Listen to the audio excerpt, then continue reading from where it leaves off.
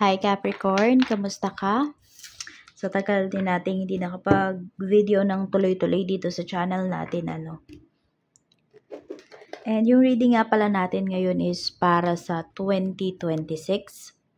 At kung feeling of yung reading na to para sa'yo, pwede mong panoorin yung iyong other signs, moon, rising, sun, moon, and rising. Kasi pwedeng hindi ka sa sun sign mo, mas makaka-resonate. Pwedeng sa moon sign mo or sa rising sign mo. Kaya importante yon na alam mo at mapanood mo din at the same time. Kung di ka pa pala nakasubscribe dito sa ating channel, please subscribe ka na and pahit na din ang bell button para lagi kang updated every time na meron tayong uploads.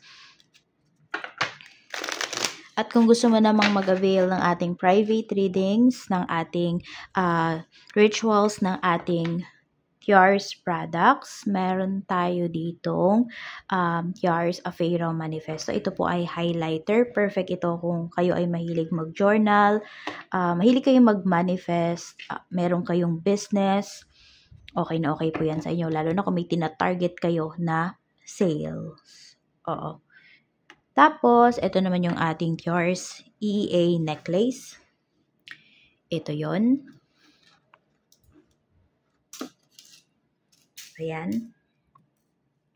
So, meron din tayo ditong Tiars bracelet. So, para saan nga ba yan? Pampaswerte po yan sa love life, sa business, sa kaperahan, sa travel, sa health. Pangontra naman po yan sa kulam, sa barang, sa mga nanunumpa po sa inyo, sa inggit, tapos pangontra din yan sa malakihang aksidente. Actually, pwede rin naman kayong mag-wish. So, ituturo ko lang po kung paano yan alagaan pag nag-avail po kayo. So, kung interesado kayo, mag-direct message po kayo dito sa ating Facebook page, Tarot Intentions by Aliana Reyes. Nasa description box yung link. Kaya check nyo na lang po. Okay? So, umpisahan na natin. Pero bago pala yan, ito yung mga na-pick up ko during my meditation. So, for you Capricorn is, hindi ko alam kung may rarampa dito, no? Mayroon kasing, basta more on stage, ganyan, ramp model. Or basta rarampa kayo, pwedeng may event sa school, may event sa barangay nyo, sa trabaho nyo. Tapos, meeting the Father.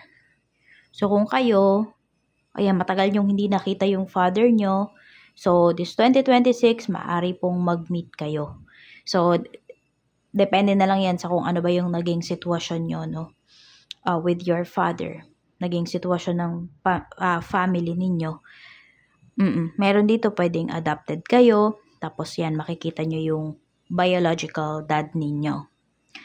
Meron din aging gracefully. So, mapapansin yan ng mga tao sa paligid mo na kung ano man yung age mo, yan, sasabihin nila, mukhang hindi ka ganitong age.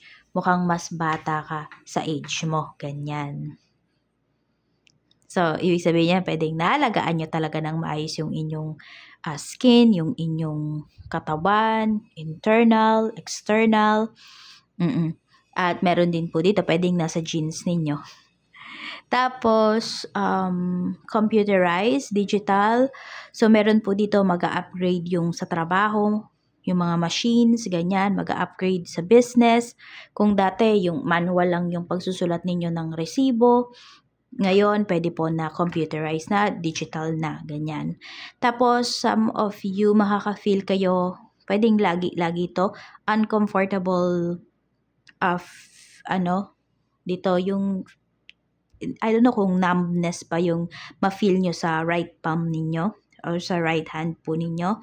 Basta sobrang uncomfortable siya. Yan, so medyo madilaw yung yung kamay ko. Yan, yung palad ko. Dahil sa squash. So, ayan po. Tignan na natin kung ano pa yung mensahe para sa'yo. So, yun po yung na-pick up ko through my meditation.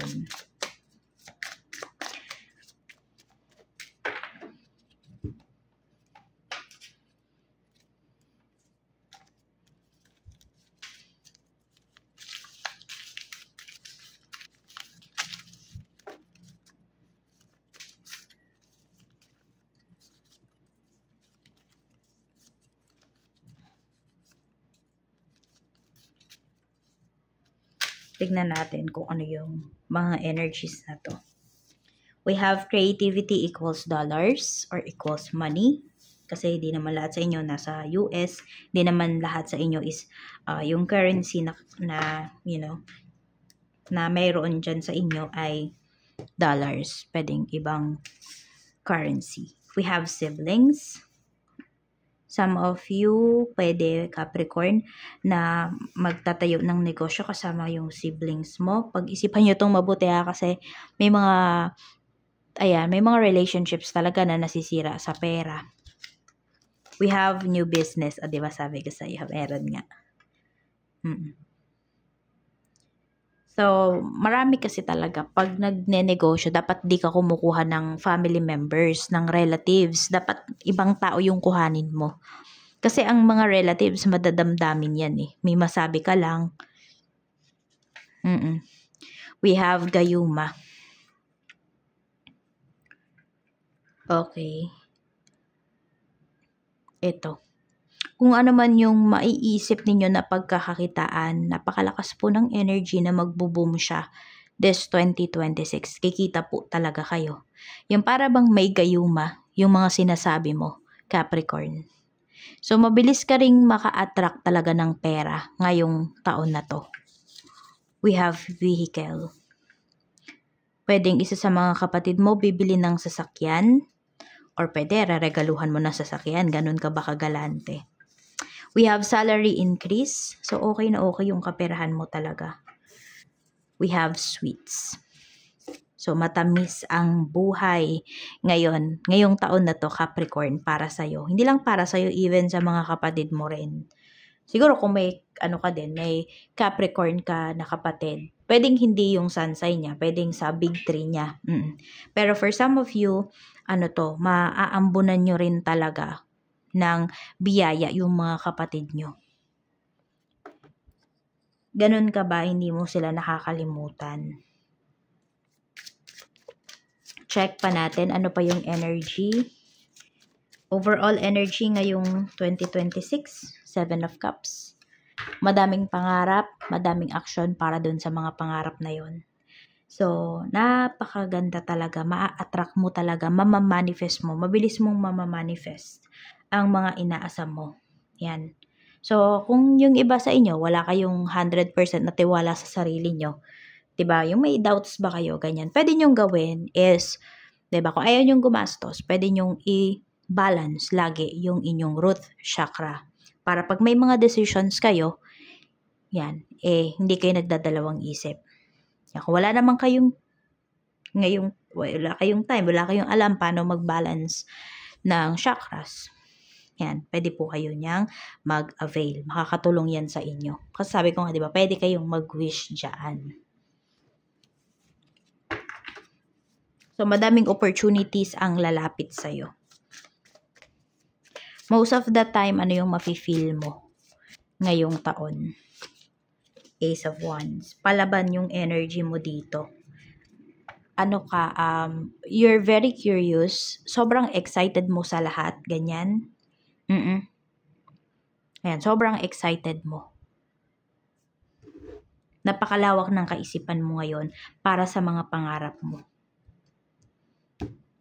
Ito din yung time or yung taon na talagang a-action ka na. Hindi na lang siya puro pag-iisip, hindi na lang puro pagpaplano. Mga blessings na paparating sa'yo throughout the years. May travels, ayan. Short travels po ito. Some of you for leisure, some of you for business or for work. Meron ding mag-move dito. Pwedeng ng bahay. Ayan, may movement kasi na pinapakita. 10 of Pentacles. Nagpapagawa ba kayo ng bahay or meron dito mababayaran nyo na yung bahay or yung lote na binili po ninyo. We have 2 of Swords. May big decision ka nga. So, may malakihang decision ka na gagawin dito. Kung meron kayong ile-let go, meron ka agad kapalit yun. So, more on pag-upgrade yung nakikita ko dito. So, kung sabihin natin yung bahay nyo, pwedeng kung hindi man kayo bibili ng bagong bahay, ipapa-renovate ninyo. Yan, basta more on pag-upgrade po ang pinapakita rito. Sige, sabihin natin by December, ma-realize mo na ang dami na palang nagbago sa life nyo. No? Ang dami na palang nag-improve sa life ninyo, sa bahay ninyo. Ganyan po. We have the Tower. Tapos, kung meron dito, may sakit. Ayan, hindi naman, gagaling naman siya. Oo, kaya pa siyang gamutin. Oo, kaya naman yun lang, medyo kung meron dito may sakit or merong may sakit na family members ninyo, mga mga kalahati ng taon, ganyan. Medyo may struggle yung iba sa inyo pagdating sa pera. I mean, hindi man kayo mauubusan, pero alam mo kaagad kung saan mo siya gagamitin, yung tipong ganon. So, yun lang, huwag kayong mapapagod kapag ganyan, yung ipapakita sa inyo, yung mangyayari sa inyo. We have the Magician. So, ayan, di naman pala kayo mauubusan. Yun nga lang talaga, pwedeng malaki yung pera na dumarating, but alam mo na sa gamot yun mapupunta, yung tipong ganyan. Or surgery, meron din dito. Meron dito pwedeng magpapa-surgery. Ganyan.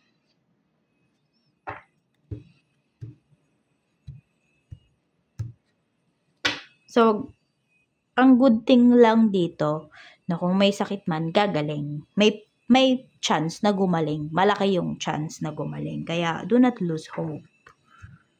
Mga pagsubok na kakaharapin mo, we have 4 of Pentacles. So, ito nga yun, yung about sa pera. Yung may pera na dumarating pero malaki nga. Pero alam kung saan talaga siya pupunta. We have 9 of Wands. So, mag-ingat din kayo kung meron nga kayong ipapurchase. You make sure na okay yung mga papeles niyan. Yung wala talaga kayong magiging problema. Whether first owner kayo or second owner kayo. Yung tipong ganyan. We have 5 of Pentacles. Meron dito sobrang emotional din. Ito naman yung mga pagsubok na kakaharapin nyo, ha. We have 6 of Swords. Meron kayong mga bagay na ayaw i-let go. Yan. Or hindi nyo matanggap na need nyo nang i-let go. So, yun, need nyo din talaga kung ano man yung mga dapat nyong i-accept nyo para at kung ano yung dapat nyong i-let go nyo para magkaroon ng room for improvements, para magkaroon ng room for other opportunities. So, more on emotions, yun yung pinapakita rito. Pagiging emotional. Ayaw mag-move forward. May ganyang energy. Family, we have Judgment. Meron tayo ditong 9 of Pentacles. So, sabi kong ayun, kung sino man yung naghahanap ng tatay dyan or ng parents, possible po. Makita nyo na talaga. Meron nga dito kung kailan kayo nasa ibang lugar na or ibang bansa na, tsaka nyo mahahanap. Tsaka kayo magkakaroon ng communication. Tignan nyo na lang din kung ano ba yung intention sa inyo nun. Kung bakit, diba? Bakit biglang nahanap? Bakit biglang nagpakita? Yan. 3 of Pentacles. Meron kasi ako nakikita dito kung sabi natin yung father or yung mother mo meron ng other family, baka may i-request sa'yo. Bigyan mo naman ng trabaho yung si ganito, si ganyan. Pag-isipan yung mabuti yan. Sa work naman, we have 2 of Wands. So, katulad ng sabi ko, meron dito, yung travels ninyo is for leisure or for work. So, may for work talaga. 6 of Cups. Meron ding pinapakita na babalikan kayo na trabaho. Or pwedeng ganito, kung meron kayong employer, babalik kayo dun sa employer nyo na yon. Or kung yung iba naman, nagbabalak pa lang kayo na umalis dyan sa current employer ninyo. At sabi natin, maganda naman yung kalagayan nyo. Pero mas gusto nyo lang kasing mag-up, may mag-improve pa sa life ninyo. Pag-isipan mong mabuti. Kasi pwedeng babalik ka rin dyan. And once na bumalik ka, sabi natin no choice ka dun sa pagbalik mo na yun. Parang yun na lang yung opportunity. Baka hindi na, kunwari, ino-offeran ka ng 10 ngayon. So, baka pagbalik mo, 6 na lang yung i-offer sa'yo. Yung tipong ganun. O kaya, hanggat kaya mong pahalagahan to, pahalagahan mo. Sabi ko nga, lalo na kung maganda naman yung kalagayan po ninyo sa inyong trabaho. Let's see sa business naman. Sa mga nag-a-apply naman pala ng trabaho or mag-a-apply ng work ngayong taon na to. Medyo mahirapan kayo. Page of Pentacles. Some of you, because of your educational background, mahihirapan talaga kayo. Pero depende sa hinahanap, ina-applyan ninyo na trabaho. No? Nagmamatter pa rin naman yon. Pero ayan ang pinapakita sa atin dito. Medyo mahirapan kayo. So, you build connections. Yun yung kailangan mong gawin kung gusto mong makahanap ka agad ng work. Yes, napaka-importante din nun, yung connection.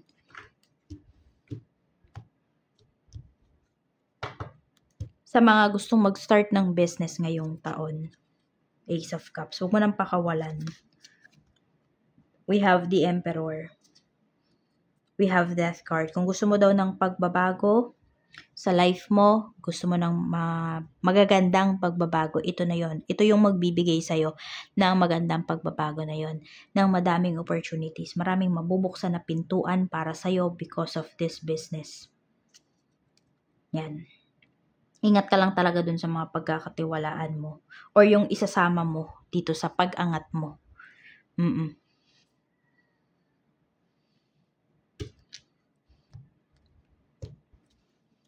Basta pag meron kayong umpisan, syempre, pag-aaralan nyo muna yan. Hindi pwede na, magbubukas ka agad ng ganito, ng ganyan. Pag-aralan pa rin, syempre. Sa mga may current business naman, kamusta yung 2026?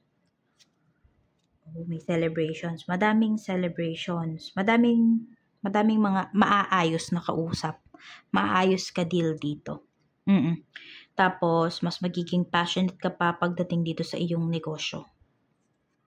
We have the Hanged Man. Madaming sacrifices, yes. Ayan, may mga disappointments kang mararanasan.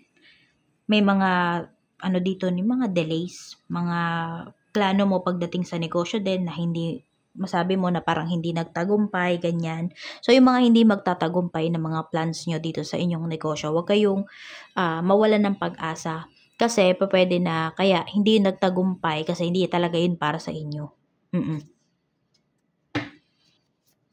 So, pagganahin mo yung mga brain cells mo kasi tsak marami ka pang mapipiga dyan. Okay naman yung negosyo. So, alam mo naman, 'di ba, sa negosyo, Capricorn, hindi naman laging masaya diyan, hindi laging puno ang kaha. Kaya, yun yung mga paghahandaan. Kaya, wag puro palabas yung kita sa sa negosyo. Kung madadagdagan yung puhunan, mas maganda. Mas maganda padagdag yung puhunan nyo. Sa kaperahan naman, kamusta ang kaperahan mo? We have Knight of Cups. So, may pagtulong talaga eh. Hindi ko alam kung innate na ba yun sa'yo. Yan. Sabi ko nga dito, marami po sa inyo na kayo yung tipo ng tao na hindi kayo nakakalimot sa family nyo. Yan. So, pwedeng kayo makalimutan ng family nyo. Pero marami dito, hindi nyo makalimutan yung family nyo. Kahit nga meron dito, alam mo yun, kung ano na yung ginawa sa inyo, tumutulong pa rin kayo. Yan. So, mas marami ka pang blessings na marireceive dito. Yan, no? Talaga yung sinabi dito, yung, ano ba yung tawag doon? Salary increase ba yun? Meron dito. Yan. Promotions. Ano talaga siya? Okay na okay talaga siya. Okay na okay yung kaperahan mo. Either madaming tutulong sa'yo dito, madaming opportunity, or ikaw yung makakatulong. May ganun ding energy. Kasi, fulfilled ka. Masayang masaya ka pagdating sa kaperahan. Check pa natin ano pa yung mensahe para sa'yo. We have 1, 2, 1. Ayan. Symbiosis. We have Infinity. Meron tayo ditong Awaken. So, may mabubuo dito na magandang connection. Okay? So, lalo na yung iba nga kung magbe-business talaga kayo at kung yan, meron kayong boss, meron kayong employer. So, alagaan nyo talaga yung connection nyo with them. Madami kang mabe-benefit dito. And yung mga benefits na to, alam mo yung parang wala siyang katapusan. Pero sabi nga, di ba, lahat naman ng nandito sa mundo is permanente. Kaya pahalagahan mo kung ano yung mga marireceive mo dito or yung nare-receive mo na nga talaga. Sa health mo naman, tignan natin kung ano yung mensahe.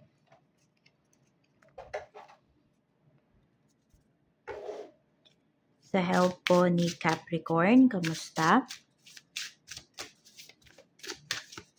We have social well-being.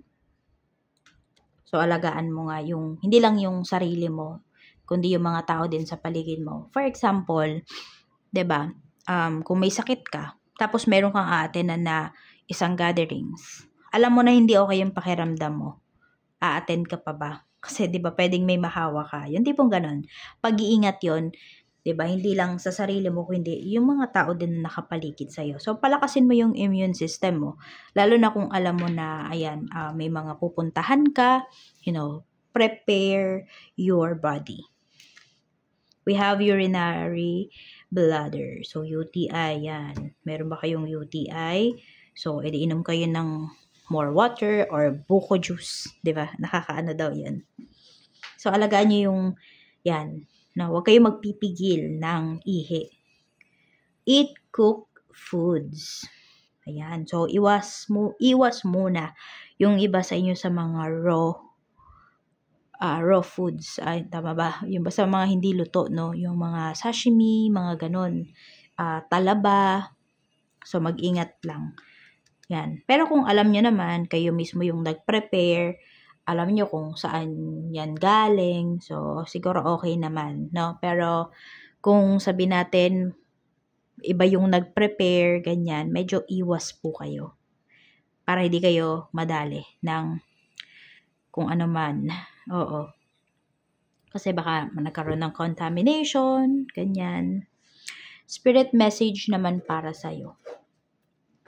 Ano po ang spirit message natin for Capricorn? So, ito na yon.